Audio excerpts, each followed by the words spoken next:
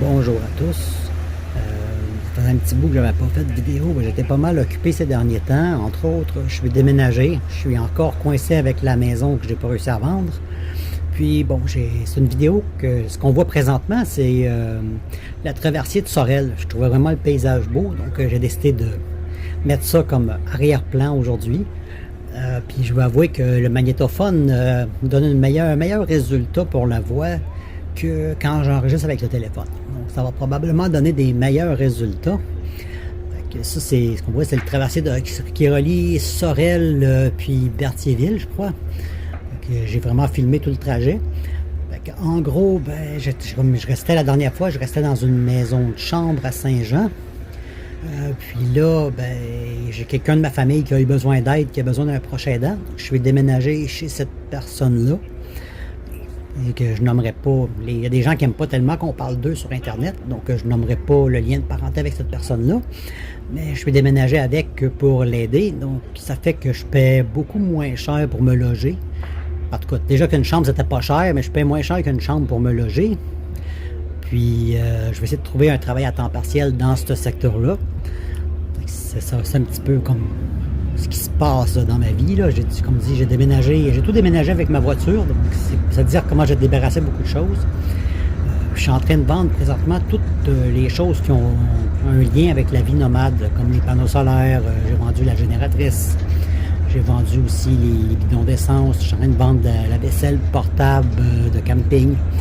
Parce que justement, j'ai fait beaucoup d'essais pour la vie nomade. J'ai eu comme le camping-car, j'ai eu la vanne, j'ai eu une roulotte, j'ai eu la mini-maison. Puis dans tous les cas, ça a été un échec. C'était vraiment pas confortable. Le fait de ne pas avoir de douche, c'est vraiment ce que j'ai trouvé dur dans les 4 cas. Donc, c'était vraiment pas confortable. Puis, le fait de vivre, comme dit, juste de vivre en maison de chambre, les frais sont sensiblement les mêmes. Parce que je devais quand même payer la location du terrain avec ces véhicules-là. Sauf que, comme je disais, en chambre, tu as quand même le confort de la douche, l'Internet, le chauffage, tout est inclus. Donc, je ne crois pas à retourner vers la vie nomade. J'aime bien le confort, comme on dit. Je me suis habitué à mon petit confort. Fait que je suis en train de vendre tout ce qui a un lien avec ça.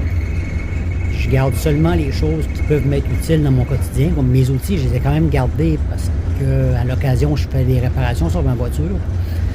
Il y a plein de choses. Mais là, j'ai pas de vélo. Je ne crois pas de l'acheter non plus parce que ça prend quand même de la place. C'est pas quelque chose qui se déménage bien. Donc, mes outils, dans le fond, ça va surtout pour les réparations de la voiture ou peut-être c'est les petites retouches à faire sur des meubles. Pour ce qui est des meubles, j'ai juste des meubles démontables. Donc, c'est facile à déménager aussi. Mais comme je disais, j'ai déménagé avec ma voiture. Donc, j'ai fait à peu près une dizaine de voyages de voiture pour venir à bout de tout vider. Mais il ne faut pas oublier que j'ai eu mes réserves de bouffe panique COVID, comme j'appelle.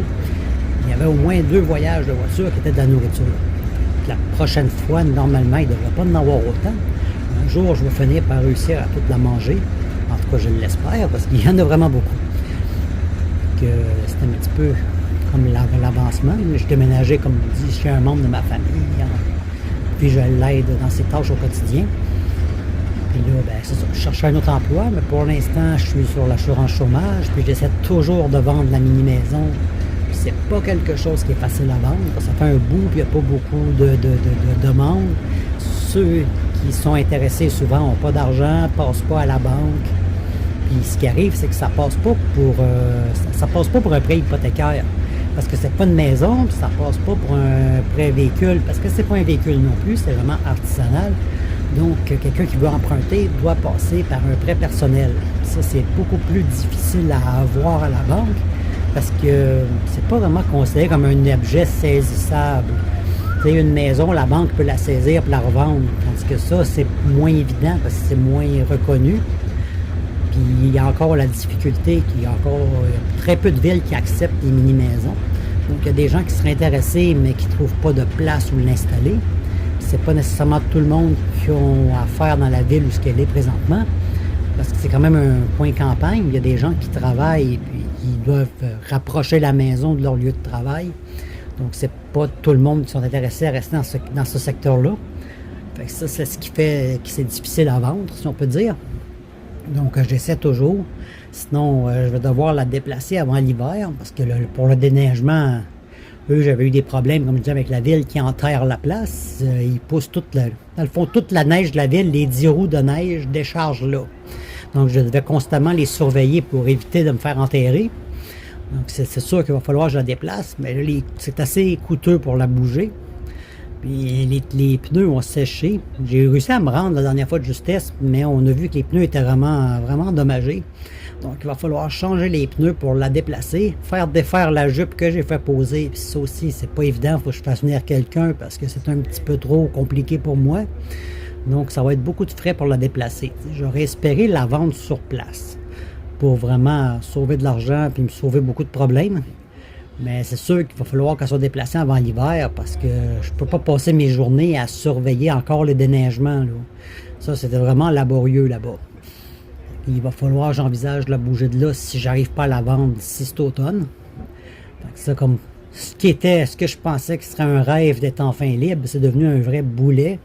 Évidemment, c'est un gros paquet de problèmes, puis c'est aussi une charge financière parce que je dois continuer de payer la location du terrain, même si c'est pas vraiment habitable. Comme je disais, il n'y a pas d'eau, il y a quasiment pas d'électricité, c'est vraiment limite avec les panneaux solaires. Il n'y a pas de douche, pas de toilette. C'est vraiment pas agréable, là. Il y a des gens qui s'habituent à ce genre de vie-là, mais j'avoue que j'aime trop mon confort, là. Je trouve ça pénible. Ce que je voulais vraiment, c'était de payer le moins cher possible pour me loger parce que j'ai toujours fait des travails que je détestais. Donc, de devoir me faire mourir au travail, je compte les minutes qui passent comme des heures. Tout ça pour faire vivre un propriétaire, ça me dégoûtait vraiment. Mais je me rends compte qu'il y a d'autres alternatives que la vie nomade pour économiser pour le logement. Donc, il y a les maisons de chambre, il y a la colocation. Comme là, présentement, j'aide quelqu'un, donc je paie moins cher, devenir concierge. Il y a des alternatives qui sont peut-être moins pénibles, puis qui vont me permettre aussi d'économiser sur le loyer. Puis, dans le fond, mon but, c'était de pouvoir travailler moins.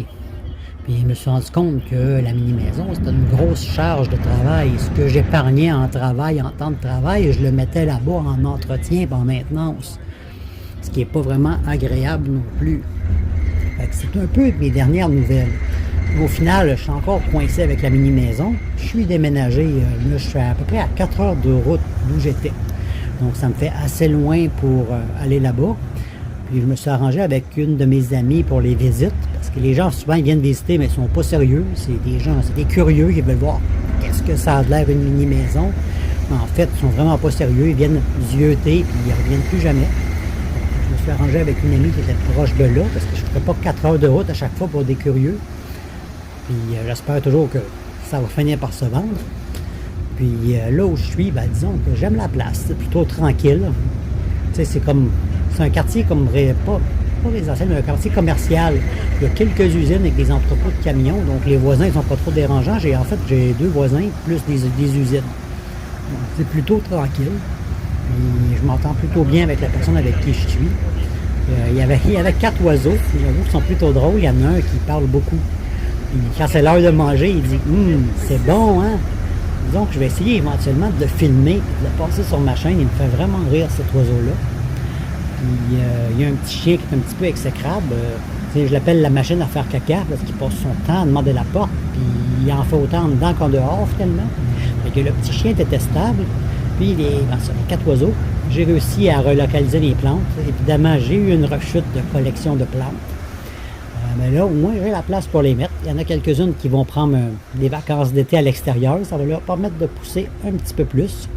Puis, j'ai commencé un petit jardin en arrière parce qu'il y a quand même assez grand terrain. Donc, je vais avoir mes légumes cette année. C'est un petit peu les dernières nouvelles. Ça a bougé un petit peu depuis la dernière fois. Puis, il y avait une autre vidéo que je voulais faire de ma mini-maison avec drone. Mais comme c'est un petit peu plus long pour faire le montage, elle va probablement être publiée après passer date, si on peut dire. En plus, la vidéo était faite l'hiver, on est rendu dans les chaleurs d'été. Ça va faire un petit peu drôle, mais je la passe sur YouTube avec la neige. Fait que c'est ça. C'était mes dernières nouvelles. Fait que probablement que la prochaine vidéo va être celle de la maison dans la neige, passer date.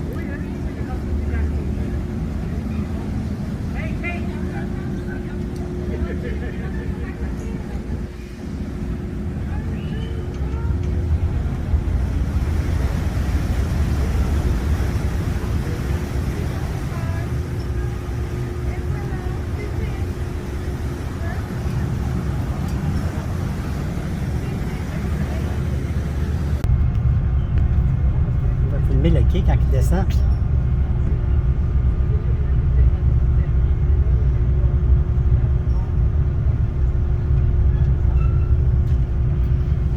Dans ton bout. Ah ouais. Ouais, on va bien.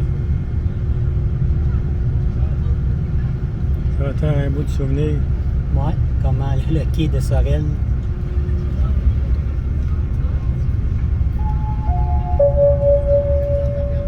Ouais, il va laisser débarquer, mais c'est correct. Bon, ben, tu n'en es pas avant-porte. De toute façon, il faut qu'il débarque la rangée du milieu.